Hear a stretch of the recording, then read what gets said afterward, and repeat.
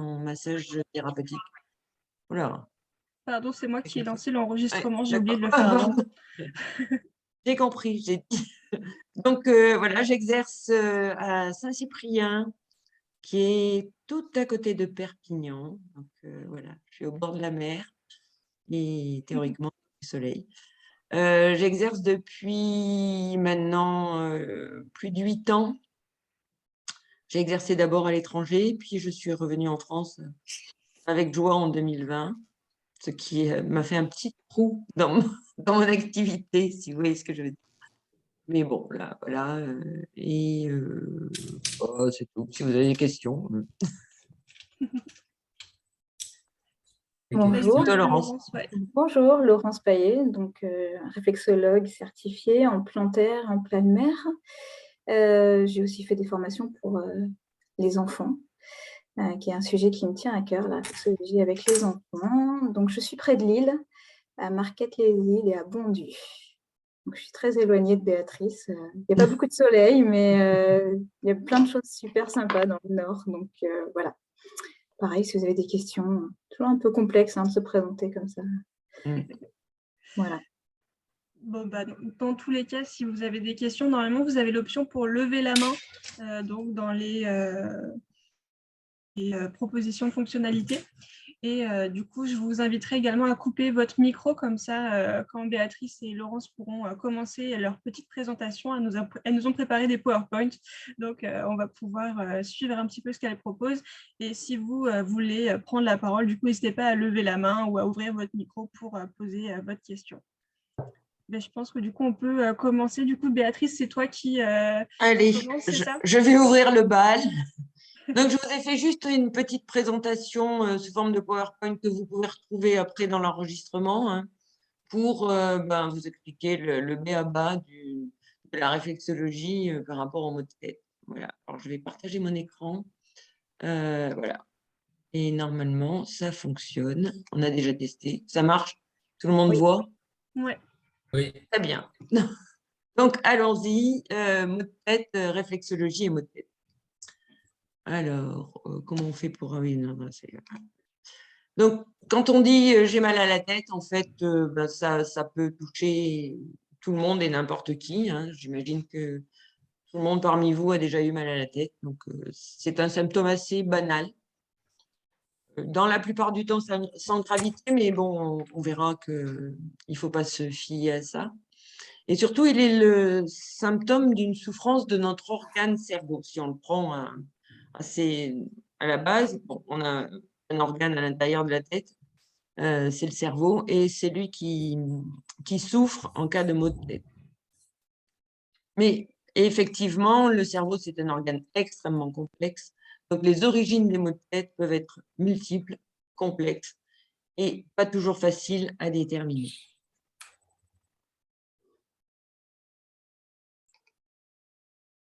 Donc, la douleur qu'on ressent pendant un mal de tête, elle peut être déjà avec des localisations très variées. Et le problème du cerveau, c'est que c'est un organe qui est inaccessible. Vous ne pouvez pas vous toucher le cerveau comme vous vous touchez le bras quand vous avez mal au bras. Par contre, comme il assure la gestion de la transmission de la douleur, quand vous faites mal à la main, par exemple, l'afflux nerveux va au cerveau et c'est le cerveau qui vous dit « vous avez mal à la main ». Là, quand c'est à l'intérieur du cerveau, il assure la gestion de la transmission du message douloureux, mais c'est pas… parfois, il se mélange les pinceaux. C'est pour ça que la douleur, c'est un symptôme, mais ce n'est pas forcément la maladie. C'est ça qu'on va voir. Et en plus, le cerveau, il assure la gestion des émotions. Et dans la douleur, vous le savez sûrement, l'émotion joue un rôle quand même capital, puisqu'on évalue son degré de souffrance, sur des échelles qui sont assez bien étalonnées, et c'est très subjectif. Donc, il y a une composante émotionnelle qui est assez importante et on le reverra sur la fin. Donc, ce mélange, dans le cas de maux de tête… Pardon? Excuse-moi, je te coupe, ça me fait me poser une question. Ça veut dire que, par exemple, plus on a peur, plus on a mal facilement, c'est ça? Ça peut être ça. C'est-à-dire, on peut Juste pour anticiper la vulgariser. douleur, et donc se contracter. Alors, il y a des phénomènes chimiques qui se produisent au niveau du cerveau à ce niveau-là, et du coup, ça peut amplifier, voire provoquer la douleur. Ok. Donc, nous, pour l'instant, en réflexologie, du moins, on va se contenter des causes primaires qui sont identifiées et généralement que peut nous communiquer notre consultant. Ces causes primaires sont généralement des causes respiratoires. Quand vous avez un gros rhume, que vous respirez mal, ben, ça empêche l'oxygénation correcte du cerveau, ça crée des compressions et vous avez mal à la tête. Ça peut être des causes circulatoires. Et là, dans ce cas-là, on verra que les localisations ne sont pas tout à fait les mêmes. Et quand il y a une mauvaise circulation du sang à l'intérieur du cerveau, ça fait mal. Bah, tout comme quand ça fait mal à l'intérieur des jambes, quand on a des varices, ou ça fait mal à l'intérieur de l'anus quand on a des hémorroïdes. C'est exactement le même phénomène. C'est-à-dire c'est une dilatation ou une contraction des vaisseaux qui provoquent les douleurs. Et on peut avoir des causes digestives. Alors là, on a mis souvent j'ai mal à la tête parce que je digère mal, machin, tout ça. Bon, c'est vrai que des causes digestives, on digère mal certaines choses, on digère de la mauvaise manière certaines autres choses. Ça peut provoquer des maux de tête,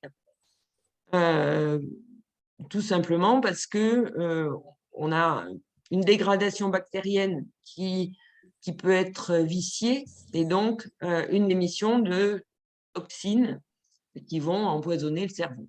Enfin, empoisonner, tout est relatif, mais qui vont rendre difficile les échanges moléculaires et les échanges chimiques qui se produisent au niveau du cerveau, notamment dans les échanges entre les neurones, qui sont des échanges purement chimiques et bien conditionnés par les hormones, notamment les hormones du plaisir ou les hormones sexuelles, etc. Donc, un dysfonctionnement. Alors, tout ça implique, et vous l'aurez compris, qu'un dysfonctionnement des zones cérébrales peut entraîner un dysfonctionnement des organes distants. Je m'explique. Si vous avez un dysfonctionnement au niveau des zones cérébrales qui vont gérer la digestion, vous pouvez avoir des problèmes digestifs. Et dans ce cas-là, ce n'est pas les problèmes digestifs qui vont provoquer le mal de tête, mais le dysfonctionnement au niveau de la zone cérébrale qui va provoquer des problèmes digestifs.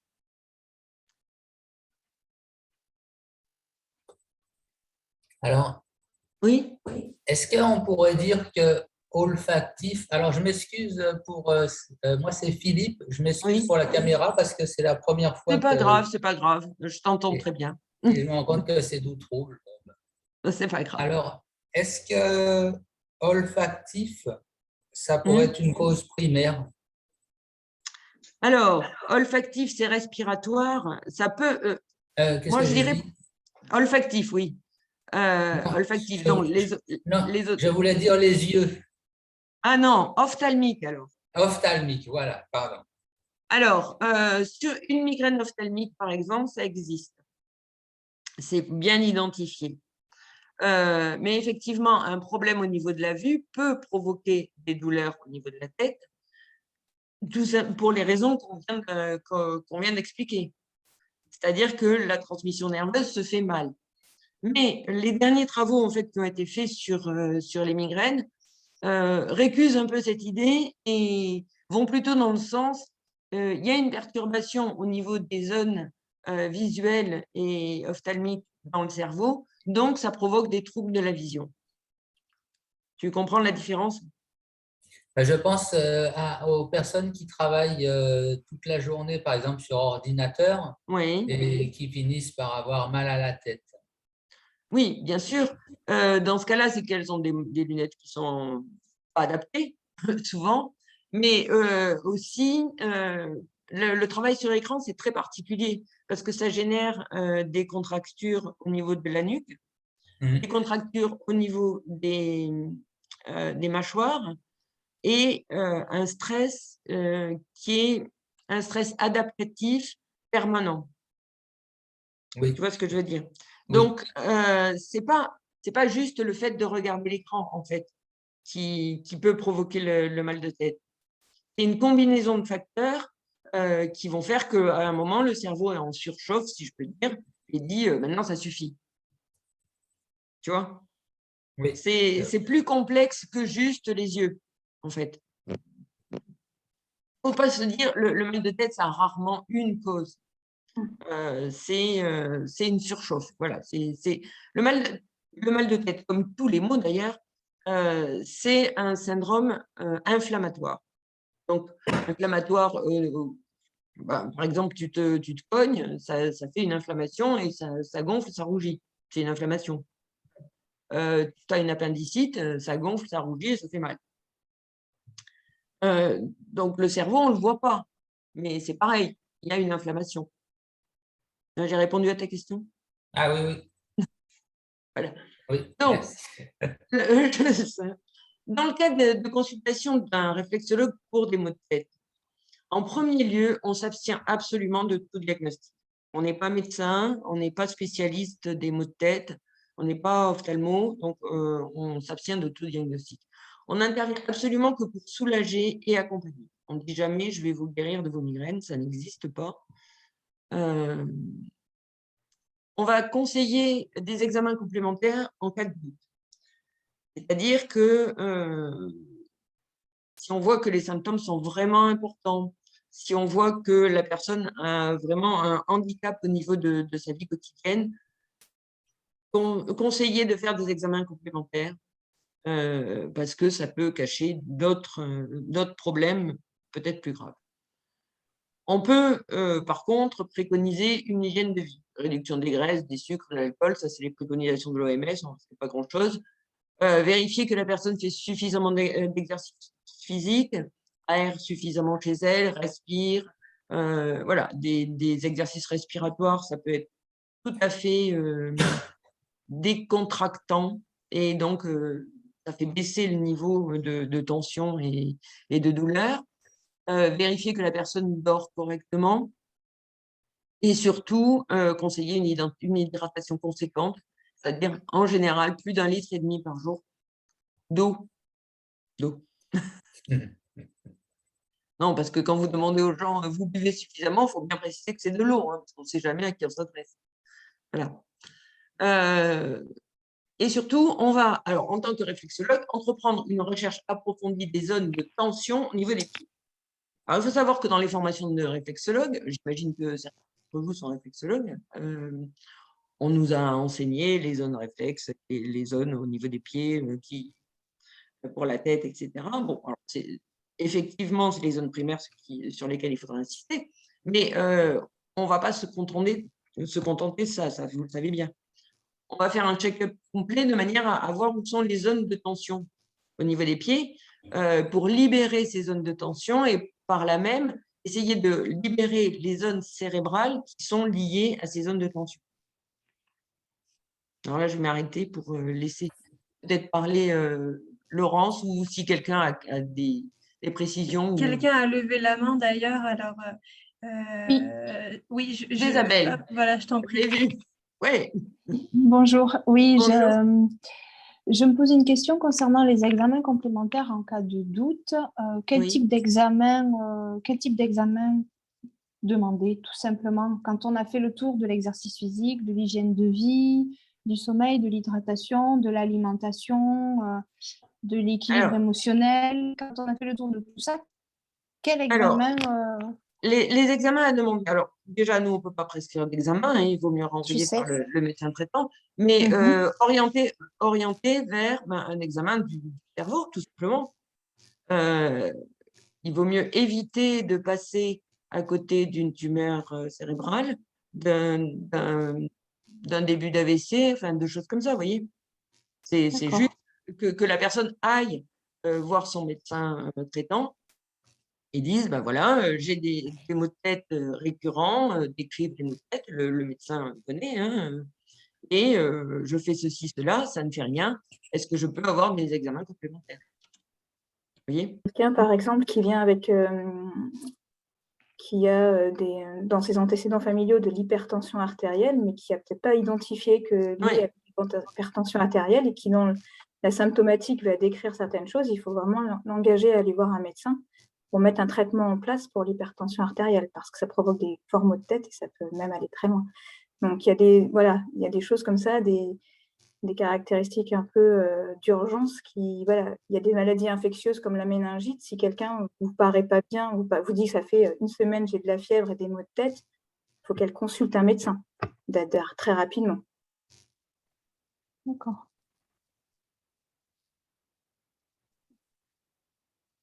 D'autres questions? Non. Bon, C'est alors bon. on va passer à la suite. Merci. Donc, en réflexologie pure, alors vous voyez, on descend, là on arrive en réflexologie pure, et là je parle de réflexologie plantaire. Vous voyez, il y a le pied. Hein.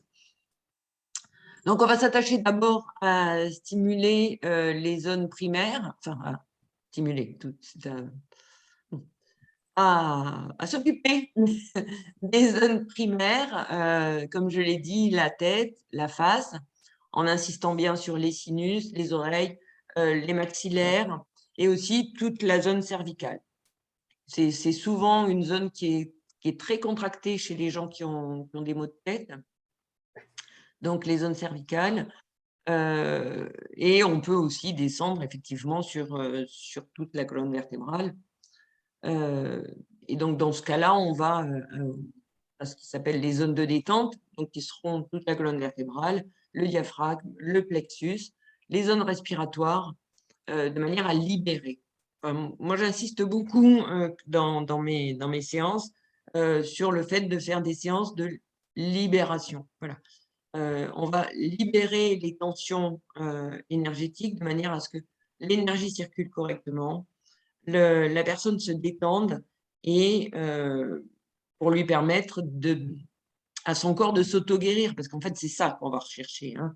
En réflexologie, on ne soigne rien, on donne juste les conditions pour que le corps s'auto-médique, si je peux dire. Donc, on va travailler aussi, de ce fait-là, beaucoup sur les émonctoires, c'est-à-dire les organes d'élimination. Alors, principalement les intestins, le côlon et la vessie. Alors, quand je parle des émonctoires, j'ai volontairement pas parlé de tout l'appareil digestif et je vais laisser Laurence en parler parce qu'elle en parle mieux que moi. J'en parle mieux que toi de Ben l'appareil oui. digestif. Ah bon? Non, Ben oui, tu m'as dit que toi, tu insistais beaucoup sur l'appareil digestif, notamment sur sur le foie. sur le foie. Voilà. Oui, Donc, alors, explique-nous un peu je pourquoi. suis complètement d'accord. Alors, il y a aussi, quand tu parlais des cervicales, j'insiste aussi, moi, sur les trapèzes et rhomboïdes qui sont la zone musculaire. Voilà, toute la zone musculaire qui va être cette partie derrière, là. Justement, quand on parlait du travail sur écran, c'est une partie qui va être très sollicitée et pas forcément dans le bon sens. Donc, moi, il y a aussi cette partie trapèze rhomboïde et le foie, parce que le foie en émotionnel est lié à la colère et à la colère rentrée. J'ai souvent en consultation des gens qui ont des maux de tête où il y a des histoires de colère, que ce soit pour eux, que ce soit pour leur entourage. Et je pense que cette partie émotionnelle est à prendre en compte, sans parler du côté organique du foie. Voilà, ça c'est c'est un côté libération pour moi dans l'émotionnel, parce qu'on va mettre dans le foie beaucoup de rancœur aussi, qui peuvent alimenter les maux de tête. Voilà, c'était le petit aparté. Voilà, alors pour continuer l'aparté sur les émonctoires, donc intestin et voie digestive, pour moi, j'ai aussi une grande attention à la zone des reins et des surrénales. Il faut savoir que les glandes surrénales sont les glandes qu'on appelle les glandes de l'adaptation. Hein. Donc, c'est elles qui vont nous régir en fait ce qui fait que quand on a une contrariété, notre première réaction, c'est ou fuir ou combattre. Hein, ça, vous avez. Hein, bon, ben, ça, c'est les surrénales qui gèrent ça. Et les surrénales, ben, elles sont sur les reins. Et les reins, ben, du coup, ils morflent quand même. Hein, Oui. et et on voit beaucoup de pathologies rénales qui évoluent souvent à bas bruit. C'est-à-dire vous pouvez avoir des calculs qui font pas mal, des bouts au sein des reins qui sont juste le signe d'une mauvaise assimilation de certains composants, qui peuvent être le calcium, enfin, peu importe. Et donc, ça va s'accumuler dans les reins. Et cette accumulation, à terme, entraîne un mauvais fonctionnement des reins, bien entendu, voire une inflammation des reins, et empêcher son rôle de filtre, donc une bonne élimination de toute la partie aqueuse par les urines. Donc, moi, j'insiste sur les reins. Alors, pour revenir sur l'aspect émotionnel des reins, l'émotion du rein, c'est la tristesse. Donc, il faut savoir aussi que c'est important d'insister sur cette zone de la tristesse, parce que beaucoup de gens ont aussi, comme ils peuvent avoir des colères rentrées, des tristesses rentrées. Et des choses qui s'accumulent, exactement comme vont s'accumuler les boues dans les reins, des choses qui s'accumulent et qui, en fait, leur pèsent. Et ces pèses, on dit, j'en ai plein le dos. Hein. Voilà, il y a des questions sur ces 2 points? Tout est limpide. Je n'ai pas levé la main, mais pardon. Si je peux. Donc, du coup, on ne te voit pas. Si tu lèves la main, on te voit. Si, là, c'est bon. Bah, Stéphanie, tu peux parler, on t'en prie, on t'entend. Donc, Oui. Ok, super, merci. Oui, je suis un peu étonnée d'entendre cette idée de tristesse. Moi, je suis spécialiste en shiatsu et pour nous, les reins, c'est plutôt les peurs profondes. Et tristesse étant plutôt associée à poumons, gros intestins.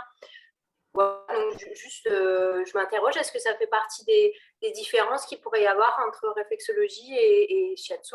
Sûrement. Je n'avais jamais entendu parler moi, je ne suis pas du tout spécialiste en shiatsu et je ne connais rien à ce genre de choses. Donc, c'est possible. Hein. Oui, c'est vraiment lié au principe de médecine traditionnelle chinoise. Et voilà, rein, c'est vraiment les peurs. Quoi. Moi, je parle juste d'énergétique. Hein. Donc, mais bon, après, c'est pas non plus... c'est pas une science exacte. Hein. C'est pas une science exacte et j'admets la peur, c'est possible. Enfin, de toute façon, encore une fois, c'est pour ça que j'ai assisté dans les slides précédentes. Nous, on fait le tour des zones de tension. Donc, à la limite, si je trouve les zones de tension au niveau des reins, je vais traiter les reins. Je ne suis même pas obligée de me poser la question, est-ce que c'est de la tristesse, de la peur, de la rancœur, tu vois ce que je veux dire. Je ne cherche pas, enfin, ce n'est pas du tout ma pratique, et puis ce n'est pas mon boulot à la limite. Je ne cherche pas forcément l'origine, je ne fais pas de diagnostic, encore une fois. Je laisse venir les impressions que j'ai lors de l'auscultation, entre guillemets, du pied. Je vais passer toutes les zones et je vais sentir les zones qui sont engorgées, qui sont tendues, et c'est là-dessus que je vais insister. À la limite, savoir pourquoi, je ne sais pas. Et j'en parlerai dans les thérapies que j'utilise aussi par ailleurs. En fait, moi, je fonctionne comme ça. Je laisse le corps me dire ce qu'il a. Et je n'essaye pas d'interpréter. D'accord. Voilà. Merci. Merci. Et par contre, alors si les zones de détente, bon, ça, vous avez bien compris qu'il vaut mieux détendre les gens parce que ça ne peut pas faire de mal. Et les zones de drainage, et notamment les zones de drainage lymphatique.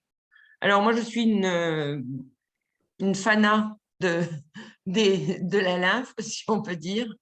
La lymphe, je trouve que c'est vraiment un liquide extrêmement intéressant et extrêmement instructif. C'est-à-dire que toute rétention lymphatique, en fait, signe une infection, signe une inflammation. Et donc, si on draine les zones lymphatiques, on va forcément faire baisser le niveau inflammatoire général. Alors, j'interviendrai peut-être sur parce que le niveau inflammatoire, c'est un sujet en soi, hein, enfin, pour moi. Donc, on en reparlera peut-être lors d'un autre truc. Mais, donc voilà, je m'intéresse aussi aux zones de drainage lymphatique, donc le Péquet, etc. Voilà. Il faut savoir que je fais aussi des drainages lymphatiques manuels, par ailleurs. Donc la migraine, finalement, on va y arriver, cette migraine. La migraine qui est une forme particulière de mal de tête, donc dans les origines qui sont encore mal connues, hein, mais c'est très handicapant et assez peu soigné, en fait. C'est ça qui est un peu pénible pour les gens qui sont migraineux. Il faut savoir qu'il y a différentes sortes de migraines. Principalement, vous pouvez aussi avoir des migraines sans douleur. C'est-à-dire que c'est encore pire parce que vous pouvez avoir des distorsions des perceptions qui sont assez impressionnants pour celui qui les a. C'est encore une fois sans gravité, mais c'est dû juste à une mauvaise irrigation de certaines zones cérébrales. Et c'est notamment ce qui joue dans l'aura qui peut précéder des migraines. Alors, ça peut être des auras ophtalmiques, mais ça peut être des auras de proprioception, c'est-à-dire la perception de son schéma corporel, ou ça peut être des auras auditives, c'est-à-dire vous avez l'impression qu'il y a un bourdonnement, ou enfin, ça ressemble à des acouphènes. Voilà, donc la migraine, c'est un truc, une forme de mal de tête, enfin, c'est une forme de maladie qui provoque un mal de tête particulier, généralement la moitié de la graine. Alors, les recherches actuelles, oui. J'ai une question. Béatrice, quand tu parles d'aura, c'est bien A-U-R-A? Oui, oui, tout à fait. Donc, Aura. c'est tout ce qui se trouve autour de nous. D'accord. Ok. Alors, l'aura, c'est particulier. Enfin, la définition de l'aura dans le cadre d'une migraine, c'est une perception sensitive sans fondement, enfin, si je peux dire. C'est-à-dire, on a l'impression de voir de la lumière, on a l'impression d'entendre un bruit, on a l'impression que ses membres s'allongent ou se raccourcissent, mais tu te regardes dans une glace, c'est toujours pareil. Mais ça, donc, c'est une aura, voilà, une aura sensorielle. Et En aussi fait, c'est de la sensibilité.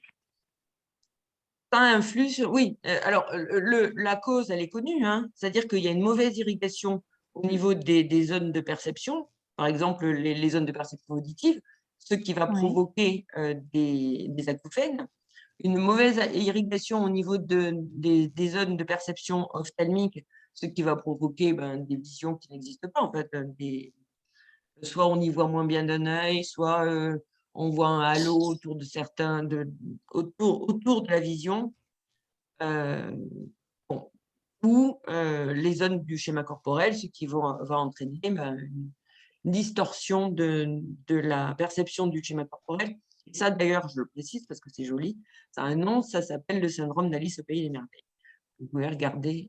Et tout simplement parce que Lewis Carroll, qui était un grand migraineux, avait ce syndrome. Il y a aussi des auras aphasiques qui touchent le langage. Voilà, il y a aussi des auras de l'expression. On a des auras de la perception. La personne n'arrive plus à trouver ses mots pour parler, alors qu'elle comprend très bien ce qu'on est en train de lui dire, ce qui pourrait faire penser aussi à un AVC, mais il faut faire attention, ça peut être effectivement les prémices d'une grosse migraine qui arrive. Donc, voilà. Donc, le réflexologue se limitera à soulager après un diagnostic clair effectué par le professionnel. Ça rejoint tout à fait ce que disait Laurence. Hein. On ne qualifie pas d'aura quelque chose qu'on ne connaît pas. On attend d'avoir un diagnostic de migraine avec aura hein, pour insister effectivement. Alors, c'est la question qu'on se posait avec Laurence en préparant cette présentation. C'est dans le cas d'une migraine avec aura, et là, vous pouvez peut-être répondre, hein, ceux qui ont une certaine expérience ou une idée sur la question d'ailleurs. Dans le cadre d'une migraine avec aura, est-ce qu'il est pertinent de davantage insister, même en l'absence de zones de tension identifiées, sur les zones de perception de l'aura? Je m'explique. Si c'est une aura visuelle, est-ce que c'est intéressant? Non. D'insister sur les zones ophtalmiques au niveau des points de réflexologie. J'avoue que c'est une question qui, pour moi, est ouverte. Je n'ai pas de réponse. Pour moi aussi. Et donc, je vais terminer après, comme ça, vous aurez la parole libre. La baisse du niveau de tension par la relaxation générale qui est induite par une séance de réflexologie, hein, quand même, en général. Je pense, Laurent, c'est pareil pour toi. Est quand même un moyen extrêmement satisfaisant de soulager au moins la crise de migraine, voire de la faire se terminer assez rapidement.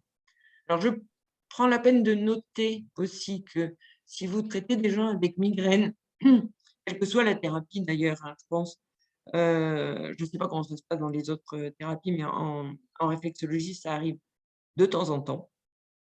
Vous pouvez avoir à la suite d'un traitement une majoration importante des symptômes qui se déclarent dans les 24 heures qui suivent la séance. Dans les cas des migraines, il vaut mieux avertir la personne parce que ça peut être extrêmement désagréable. Moi, j'ai eu des cas quand même hein, de gens qui, le soir, le mari m'appelle en hurlant parce que sa femme est sur les toilettes en train de vomir. Elle ne sait plus comment se mettre tellement elle a mal. Et ensuite, elle s'est endormie comme une souche. Et le lendemain, elle s'est réveillée, elle a plus eu de migraine pendant un mois alors qu'elle en avait à peu près une fois par semaine. Voilà, c'est ce genre de phénomène, ça prouve aussi qu'il y a des choses qui ont bougé. C'est la crise de cure. Ouais, voilà, la crise de cure. On se vide. Bien. Alors, vous pourrez retrouver la majorité de ces informations sur mon site, dont je vous laisse le truc et que vous aurez donc sur le replay. Voilà, maintenant, je vais arrêter de partager et je vais laisser la place à Laurence. Déjà, est-ce qu'il y a des questions peut-être ou je ne sais pas. Parce que ce qu'on pourra faire, c'est, moi, je vais vous parler un peu plus de la réflexologie palmaire sur les mains, parce que c'est un outil que j'utilise, mais aussi que je donne aux personnes en auto-soin pour les maux de tête. Ça marche très bien. Donc, c'est des choses que vous pouvez utiliser pour vous. Peut-être après, tu pourras parler de tes autres pratiques. Voilà. Mais je ne vais quand même pas monopoliser la parole pendant 2 heures. Mais On n'est pas là pour ça. Tu parles très bien. Moi, ce n'est pas mon exercice favori. Donc, allez, vas-y, au boulot. Ouais, mais je ne retrouve plus mon truc. Donc, partage, fais écran partagé. Oui, mais je ne retrouve plus mon… Bon, c'est pas grave, je vais faire ça. Je ne le retrouve plus sur le… Je ne suis pas une pro voilà, du Zoom. Hein, voilà, donc, Non, mais quand tu cliques sur écran partagé, il va s'ouvrir parce que tu nous l'avais ouvert tout à l'heure. Mais non, je ne l'ai plus. Ah bon, bah. Il est parti. Donc, et comme je ne suis pas sur mon ordinateur, c'est ce que j'expliquais. Bon, c'est pas grave. C'est pas grave. Je l'enverrai et vous pourrez regarder. En réflexologie palmaire, on considère que donc on a exactement les zones sur les pieds. Ce qui est bien avec la réflexologie palmaire, c'est que ça va encore plus vite hein, sur oui, c'est plus accessible. la tête. Voilà. Donc, moi, ce que je conseille aux personnes, il y a des zones sur les mains. Tout ce qui est la tête, c'est tout ce qui est en haut des mains. Voilà. Donc, les gens peuvent tout à fait se masser les bouts des doigts déjà. Quand il y a un mot de tête qui arrive, ils peuvent se faire comme ça.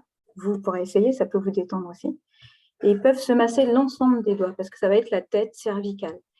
C'est des choses très simples que tout le monde peut faire. Déjà, ça peut décontracter. Moi, je sais que je l'ai donné à pas mal de consultants et à des amis aussi. Et je l'utilise sur moi parce que j'ai des céphalées de tension. Donc, première concernée, ça marche très bien.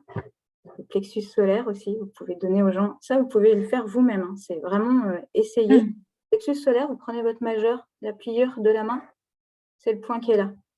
Vous verrez, ça peut même faire un peu mal au début. Il ne faut pas y aller trop fort. Hein. Ce n'est pas la peine de se faire. Il faut y aller plus doucement. Ça marche très bien aussi quand, à un moment donné, vous avez un gros coup de stress, une grosse émotion. Le réflexe qu'on a, si vous y pensez, des fois, on fait ça hein, direct. Et ben, on va directement au plexus solaire, en fait.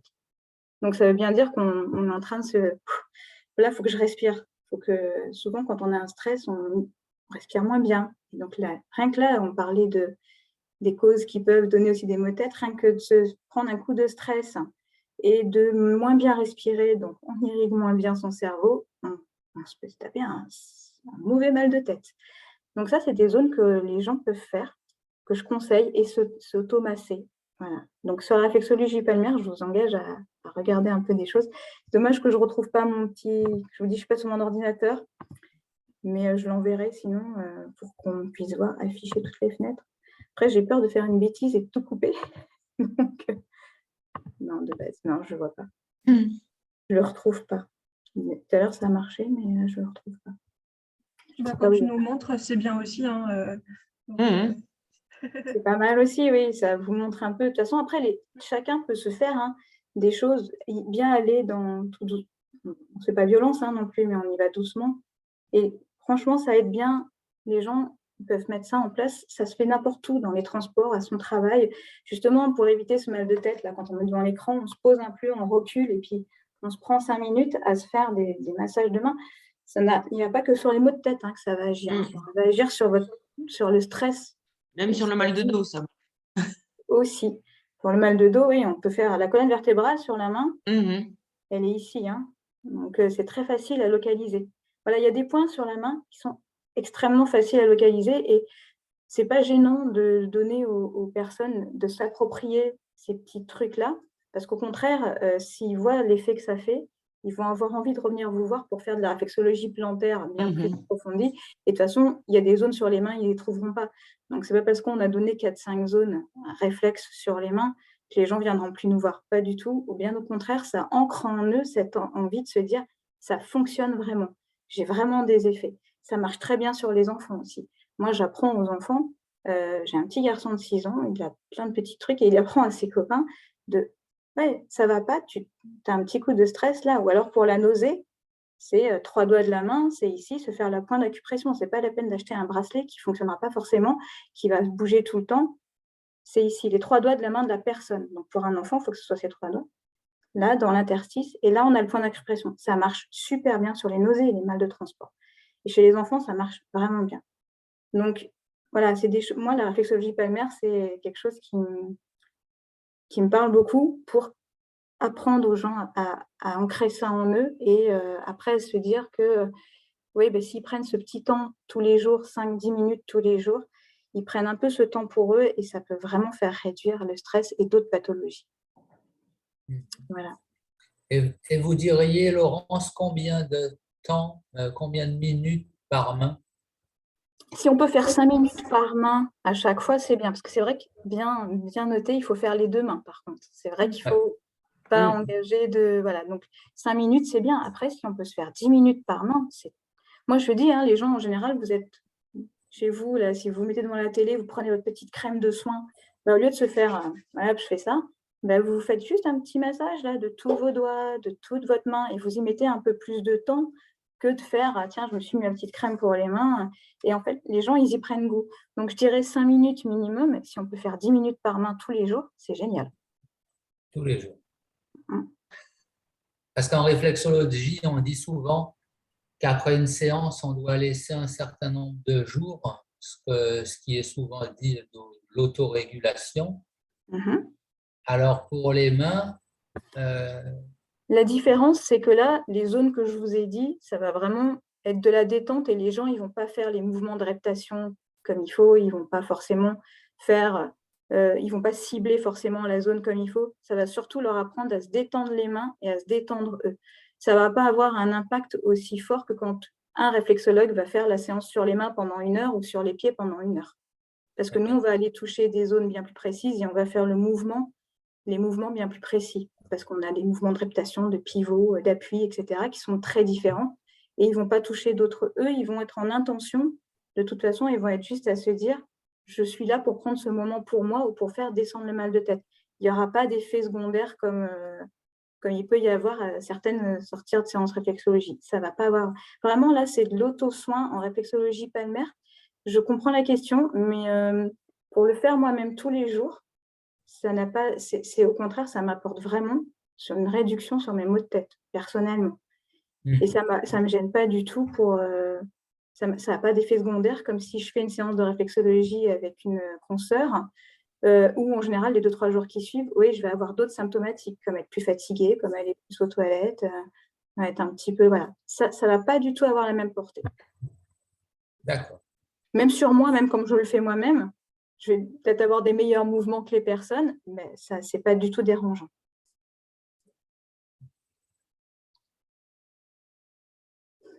Ok, bah, merci en tout cas, c'est super intéressant. Je pense que c'est des petits conseils qui peuvent être donnés à n'importe qui, peu importe la pratique. Au final, c'est des petites choses qui sont hyper simples à proposer et qui peuvent être vachement efficaces. Donc, je pense que c'est des petites choses qu'on veut garder en tête en général. Bah, du coup, peut-être, Béatrice, si tu as fini, Laurence, tu peux réenchaîner sur tes autres pratiques du coup. Oui. Et, Alors, une version un peu plus large des maux de tête que la réflexologie. oui, alors donc, comme je le disais dans ma présentation, je suis aussi thérapeute EFT et j'utilise en fait pratiquement autant l'EFT que la réflexologie pour le traitement des maux de tête. Alors, il faut savoir que, par contre, le traitement, le fait d'utiliser l'EFT, ce n'est pas du tout la même intention, si on peut dire, que la réflexologie. La réflexologie est un abord holistique où on va traiter l'ensemble du corps et de la circulation énergétique. Par contre, l'EFT fait partie des thérapies comportementales brèves pour notamment la gestion des émotions. Alors, je ne sais pas si vous connaissez l'EFT, donc c'est l'Emotional Freedom Technique. C'est une technique qui va principalement viser à faire baisser le niveau émotionnel dans une situation traumatisante. Alors, la douleur est une situation traumatisante, donc faire baisser la composante émotionnelle de la douleur, comme je le disais tout à fait au début, c'est extrêmement bénéfique. D'autant qu'on peut s'apercevoir avec l'utilisation de l'EFT que certains maux de tête sont pratiquement exclusivement provoqués par un surplus émotionnel. Alors, je vais juste expliquer deux secondes ce que c'est le surplus émotionnel pour ceux qui découvriraient en fait. Quand vous avez quelque chose qui vous traumatise, on en a plein, hein, des trucs qui nous traumatisent. Bon, je sais pas, le facteur n'est pas passé ce matin, ça me contrarie. Bon, bref, ça me contrarie parce que j'attendais un paquet. Bon, voilà, c'est une contrariété, donc c'est un micro-traumatisme. Alors, vous pouvez réagir à ce traumatisme en disant bon, ça m'agace, le facteur n'est pas passé. Vous pouvez par contre réagir en disant oui, j'en ai marre, il passe jamais. Bon, et ça s'appelle une hyper-réaction émotionnelle. Vous n'avez pas à réagir, enfin, c'est dérangeant pour les autres et pour vous de réagir comme ça. C'est la même chose si vous avez peur des araignées. Vous pouvez avoir peur des araignées, vous tenir loin, ou si vous voyez une araignée, monter sur la table et hurler comme un fou, une folle, parce qu'il y a une araignée. Ça, c'est une hyper-réaction. Donc, le but de l'EFT, là je simplifie, hein, c'est de faire baisser le niveau émotionnel.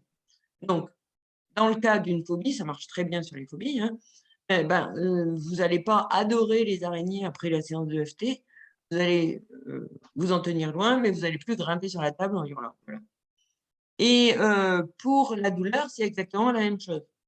Vous allez peut-être continuer à avoir mal, mais ça ne va pas être une douleur handicapante, c'est-à-dire que vous n'allez plus y mettre cette charge émotionnelle qui vous fait dire « Ah, encore ce mal de tête, j'en ai marre, je ne peux rien faire, machin, tout ça. » Bon, voilà.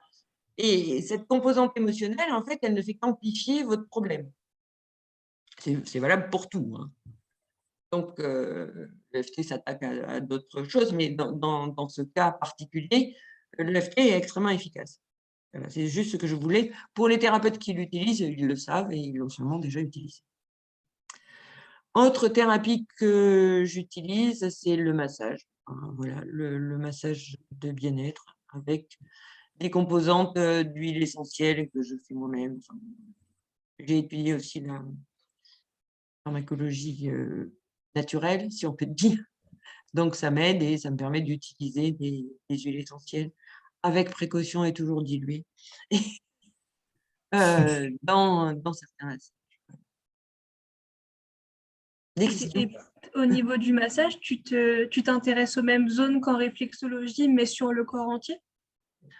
Oui et non. C'est-à-dire que j'avoue que sur le massage, je privilégie les zones de détente, c'est-à-dire principalement le dos, les épaules et la nuque, mais aussi toutes les zones de la tête, où là, il y a effectivement des protocoles de massage de la tête qui sont particuliers. Je ne sais pas si d'autres que j'utilise aussi, effectivement. Ok, super. Voilà, des questions. Des témoignages, si vous avez des témoignages Oui, sur comment vous abordez les maux de tête quand vous avez vos patients, vos clients. Oui, bah, ça peut être intéressant. Stéphanie, tu nous as dit tout à l'heure, par exemple, que tu faisais du shiatsu, toi, de ton côté. Est-ce que tu as une façon spécifique Est-ce que tu as des gens qui viennent te voir avec des maux de tête peut-être déjà et comment tu les accueilles? Alors, j'ai pas eu des gens qui soient venus me voir spécifiquement pour ça, mais qui en effet avaient des migraines quand ils sont venus me voir. Et donc, c'est vrai que du coup, le bilan énergétique va vraiment essayer de nous donner des clés pour essayer de voir en effet si ça vient de la sphère digestive, si ça vient de la sphère émotionnelle, bon, tout ce qui a été dit un peu avant, mais avec le prisme de la médecine traditionnelle chinoise. Donc, nous, on va avoir un souci aussi de vraiment comprendre le contexte de la personne pour essayer quand même de trouver l'origine, la cause. Et justement, pas s'attaquer à la manifestation du symptôme, mais essayer de tirer un peu la pelote. Donc, par exemple, dans certains cas, je vais éviter d'aller directement sur la tête parce que ça pourra aggraver et travailler en distal, ça va être plus intéressant. Et quand on a repéré que c'était plutôt au niveau du foie que ça a pêché, il y a un point notamment qui est situé à la jonction entre le gros orteil et le deuxième orteil et qui va être intéressant d'aller bien travailler, et notamment le point qui est sur le gros tendon aussi de la cheville. Mais là, par contre, il faut y aller vraiment en profondeur. C'est un peu physique, quoi. C'est-à-dire qu'il y a l'intention, le cœur, mais physiquement, il faut rentrer dedans, quoi. Donc, et il faut rester. Ça prend du temps. Mais donc ça peut être vraiment intéressant quand vraiment le foie est impliqué. Après, quand c'est digestif, alors mon école à moi, c'est pas trop les points. C'est pas, moi, j'ai fait la formation Yokai Shiatsu. On n'est pas sur comme peuvent le pratiquer d'autres écoles où on va être sur des points d'acupuncture précis. Non, on va essayer de travailler le méridien dans sa globalité. Donc, du coup, en effet, ça va être intéressant d'aller travailler, par exemple, depuis les cervicales jusqu'au bout des doigts. Et donc, voilà. Donc, dans certains cas, aller directement sur la tête, pas forcément une bonne idée, quoi.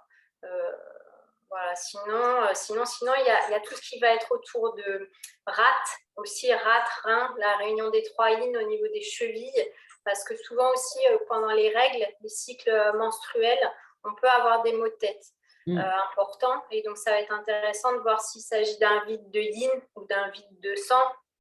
Et travailler justement sur... Donc, en fait, c'est à peu près un travers de main au-dessus de la malléole. Donc, il faut voir par rapport à la personne. C'est comme disait Laurence tout à l'heure, sa propre main.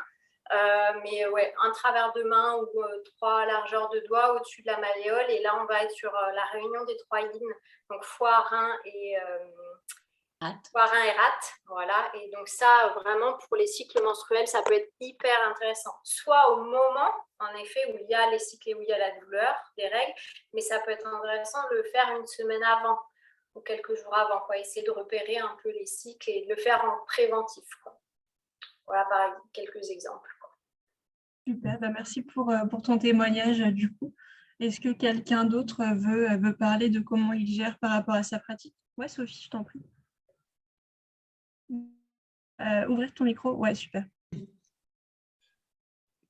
On n'entend pas. Ah, on t'entend pas? Non, on la voit pas. Hein. Je la vois, mais je l'entends pas. Ouais, Sophie, on n'a pas ton son. Alors que le micro est bien ouvert. Là, moi, je ne peux pas te guider plus que ça. Là, il est fermé. Là, il est ouvert. Non. Est-ce que tu aurais des écouteurs à côté de toi? Peut-être que c'est en changeant le système de son de ton ordinateur, ça fonctionnerait? Non, on n'a toujours pas ton son. Et si tu appuies sur la touche F8?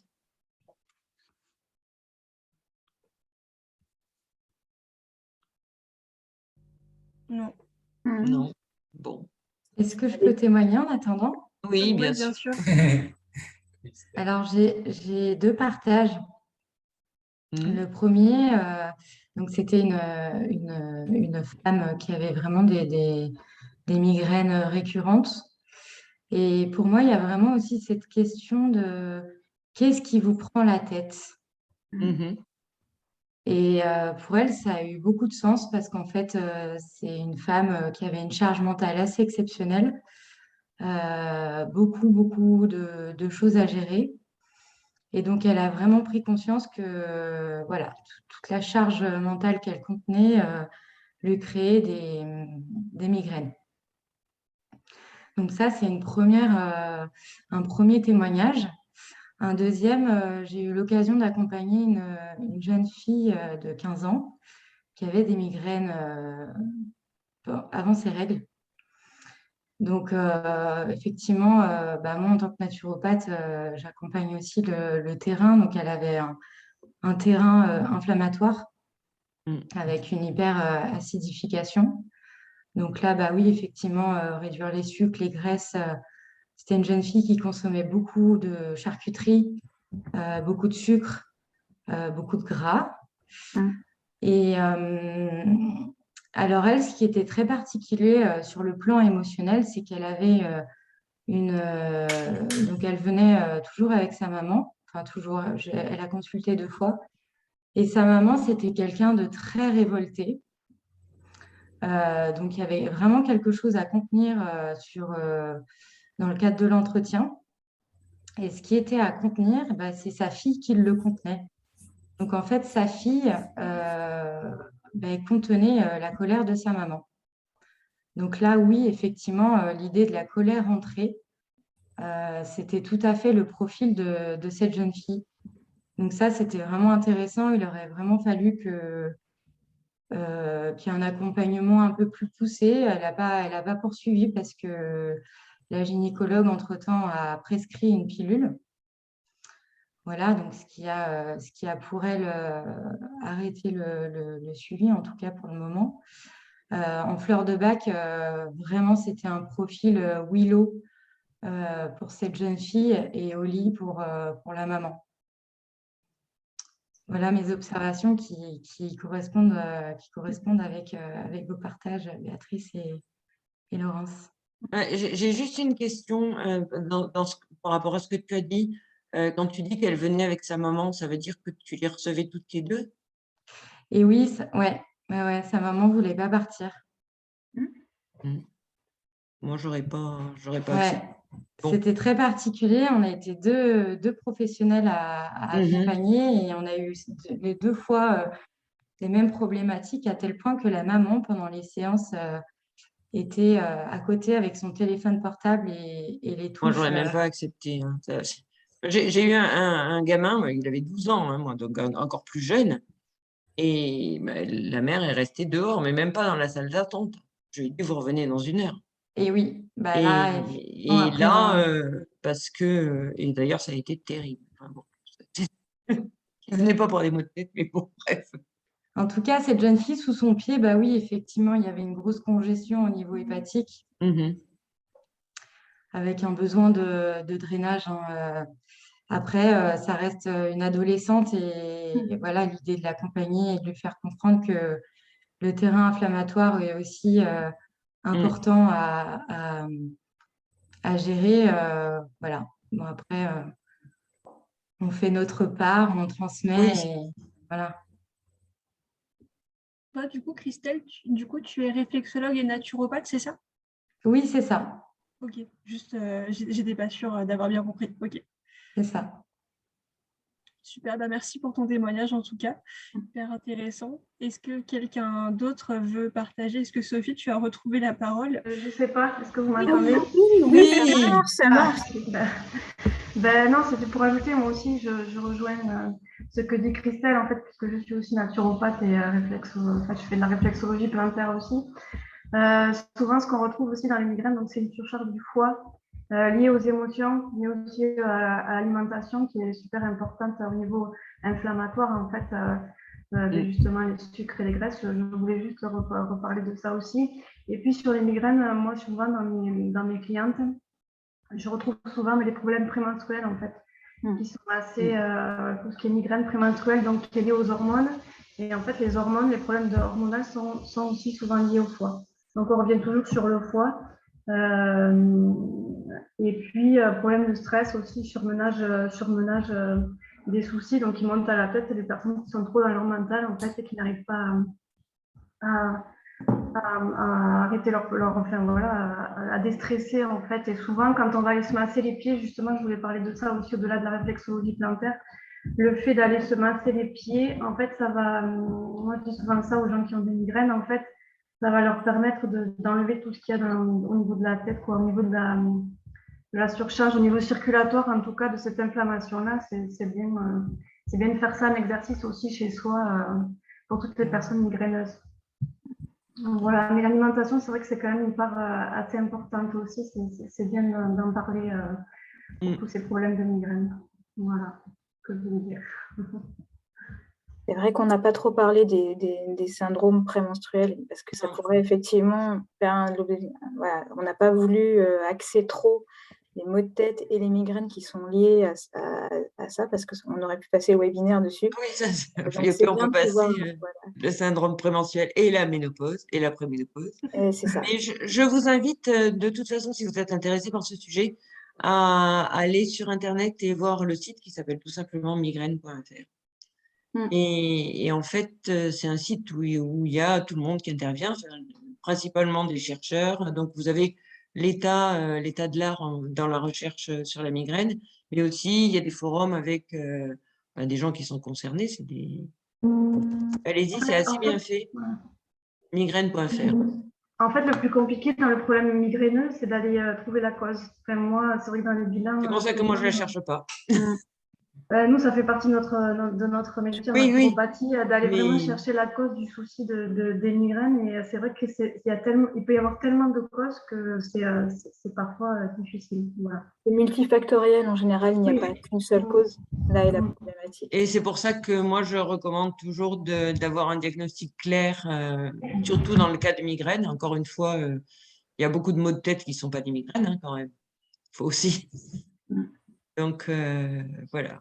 Il y a un diagnostic clair et la première cause qu'on retrouve dans les migraines, qui peut être une cause assez où les gens n'ont pas conscience, c'est la déshydratation. Oui. Souvent, elle arrive, c'est une des premières causes parce que le corps n'est pas assez hydraté. Du coup, après, c'est vrai que la circulation, elle va avoir du mal à se faire et ça va dans la tête. Donc ça, c'est important aussi à dire aux personnes qui ont ça, de bien boire, surtout. Voilà. Et s'ils n'ont pas la possibilité de bien boire, ce que je conseille aussi, c'est de prendre des solutés de réhydratation. Même si, voilà, des fois, on se fait une grosse journée, qu'on sait qu'on ne peut pas boire, ça peut arriver. C'est intéressant parce que c'est des produits quand même qui se trouvent en pharmacie, mais qui sont naturels. Et ça aide vraiment sur les maux de tête. Parce qu'effectivement, c'est bien de le dire, mais c'est le cerveau le premier touché par la déshydratation. On est déshydraté au bout d'une heure, hein, même pas, si on n'a pas bu un verre d'eau. Donc, ça va très, très vite. Et les gens n'en ont pas conscience. Quand on leur demande s'ils boivent, ils disent oui, mais vous buvez. En général, la plupart du temps, les gens qui ont des maux de tête ne boivent pas suffisamment d'eau. C'est clair et net. Donc, les solutés de réhydratation, ça peut aider quand il fait très chaud aussi, quand vraiment, d'un coup, là, on est dans des réunions qui s'enchaînent et puis on a un gros mal de tête qui vient, on se prend son petit sachet, son petit comprimé effervescent, ça peut faire réduire en tout cas. Donc ça, c'est un des conseils aussi que moi, je donne en général aux personnes. Oui, Nathalie. Bonjour Agathe. Alors bonjour à toutes. Moi je voulais faire juste un éclairage en tant que naturopathe. Je suis complètement mes collègues sur l'importance de l'hydratation, l'importance du sommeil. Je ne sais pas si on en a bien parlé, mais sur les problèmes de sommeil qui causent énormément de fatigue et de charge mentale aussi à la personne qui n'arrive pas du tout à évacuer. En sophrologie, donc on travaille sur des protocoles qui vont accompagner la personne en fonction de ses besoins. Et dans ces besoins qui peuvent être d'apprendre à mieux gérer ses émotions, on travaille sur les symptômes physiques au départ, dans l'anamnèse. Et comme je suis naturopathe, je vais aussi chercher la cause, même si en sophrologie, ce n'est pas normalement notre travail. Mais comme j'associe les deux techniques, je vais chercher la cause. Et vous dire en fait que dans le protocole, il y a les premières séances de sophrologie qui sont liées à la décontraction musculaire. des contractions physiques. Et pendant ces 3 premières séances, on travaille beaucoup sur les automassages. Le massage, comme tu expliquais, Laurence, hein, de bien masser le front, le tour des yeux. Et donc, on constate effectivement que ça apporte tout de suite, dans les séances qui vont suivre après, où on va travailler plutôt sur la charge mentale, déjà moins de migraines, beaucoup moins de migraines de la part des personnes. Et bien sûr, en associant aussi une alimentation qui soit pas trop, génère pas trop non plus d'excitants comme le café, le thé, les remplacer par des boissons plus légères et moins toxifiantes et moins pleines de purine. Donc, complètement d'accord avec tout ce qui a été dit. J'ai vraiment aimé, Béatrice, tout ce que tu nous as appris aussi, parce que moi, j'ai effleuré le sujet en réflexologie. Et Laurence, donc, votre complémentarité sur vos explications. Moi, je rajouterais le coup que j'ai marqué en ligne, c'est la bouillotte chaude sur le foie. Parce que ça, c'est en termes préventifs, c'est vachement bien. C'est très naturopathique, hein. Mais qu'est-ce que ça fait du bien quand on a des problèmes digestifs et on sait que si on a fait un peu trop d'excès d'alcool, de nourriture, et notamment à ces périodes de fête, c'est source de migraines aussi. Donc voilà ce que je voulais vous dire et partager. Merci. Merci. C'est intéressant les massages. Je retiens les massages. Je vais tester. Ouais. Les joues aussi. Les joues, d'accord. Je prends. Mais tu as des massages de drainage lymphatique au niveau de la tête qui sont assez efficaces aussi. Comme ça. Mais il faut d'abord dégager en fait les ganglions. Tu dégages d'abord les ganglions et ensuite mais c'est des effleurements, il faut savoir, hein, le massage lymphatique, c'est vraiment un effleurement et tu vas faire descendre au niveau des ganglions qui se situent ici, en fait. Et donc, voilà, tu as les yeux, tu fais le tour des yeux, le tour de la bouche, du nez. Enfin, bon, ça fait partie du massage lymphatique, en fait, ce que je fais aussi en massage. On pourrait ajouter de l'huile essentielle de menthe poivrée aussi. Oui. Menthe poivrée, bien sûr. Oui, c'est tellement. Ouais, très bien. Alors, je voudrais juste vous dire au revoir parce que j'ai rendez-vous et je dois vous quitter. Au revoir, Philippe. Merci d'avoir été là. Merci Béatrice, merci Laurence pour vos partages. Avec plaisir. Et merci aux autres aussi, c'était enrichissant. Voilà, d'autant plus que ma compagne est un peu embêtée par les migraines, donc j'ai encore plus de cordes à mon arc. Exactement. Super. Au revoir. Bonne journée. Au revoir. À bientôt. Bonne journée. Bon. Super, en tout cas, merci à tous. Je ne sais pas si quelqu'un d'autre veut témoigner. J'ai vu Sandrine Deluz également, tu viens juste d'arriver. Malheureusement, du coup, c'est un peu la fin, comme on a commencé à 11h30. Mais voilà, je sais que toi, tu fais une pratique différente aussi sur les maux de tête. Peut-être que tu veux partager quelque chose également. Je te prends un peu à court, hein, excuse-moi. Bonjour à tous. Oui, je me permets comme on se connaît déjà un peu. Effectivement, moi je travaille, donc malheureusement je n'ai pas pu écouter ce qui s'était dit, j'écouterai l'enregistrement. Dans ma pratique de la résolution émotionnelle par la démarche de Tipeee et d'EMRES, il y en a 2, on travaille beaucoup sur tout ce qui est l'aspect psychosomatique de ces difficultés, de maux de tête, de migraines, etc. Donc c'est une démarche aussi qui est très efficace. Mais bon, comme je ne sais pas ce qui s'est dit, j'ai du mal à rebondir sur. Mais en tout cas, voilà, il y a d'autres